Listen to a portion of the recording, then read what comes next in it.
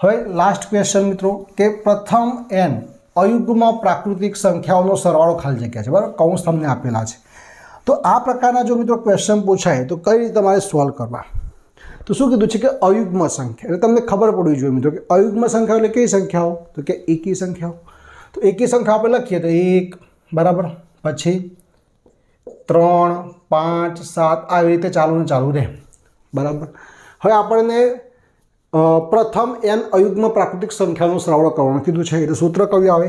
SN વાળું આવે કે SN બરાબર n/2 કૌંસમાં 2a plus n - 1 into d।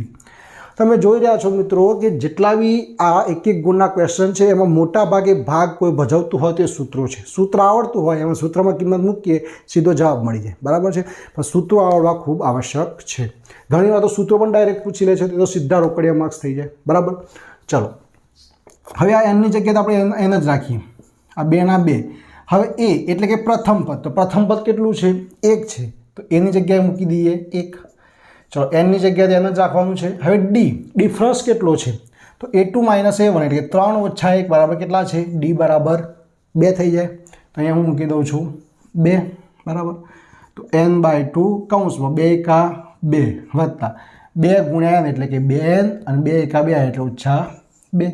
આ પ્લસ માઇનસ ઉડી ગયું, તો અહીંયા શું થઈ ગયું? n/2 ગુણ્યા 2n, બરાબર। તો 2 ઉડી ગયા, તો n ગુણ્યા n એટલે શું થઈ ગયું? n²। તમારો જવાબ થઈ જશે n², બરાબર।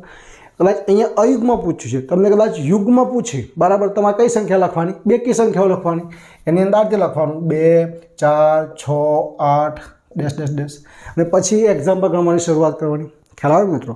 તો આવી રીતે બંને પર્સપેક્ટિવ સાથે વિચારીને તમે જો સોલ્વ કરશો તો જ તમે પેપરની અંદર સારામાં સારા ગુણ મેળવી શકશો। આ ક્વેશ્ચન કરી દીધો પછી થોડોક ફેરવીને પૂછે, જો તમને ન આવડે તો પછી એનો કોઈ મતલબ રહેતો નથી, બરાબર છે। તો મિત્રો વિડીયોને અવશ્યથી લાઇક કરજો, બીજા મિત્રોને શેર કરજો, જો ચેનલ પર નવા હોય તો ચેનલ સબસ્ક્રાઈબ કરી બાજુ બેલ આઇકન દબાવવાનું ભૂલતા નહીં।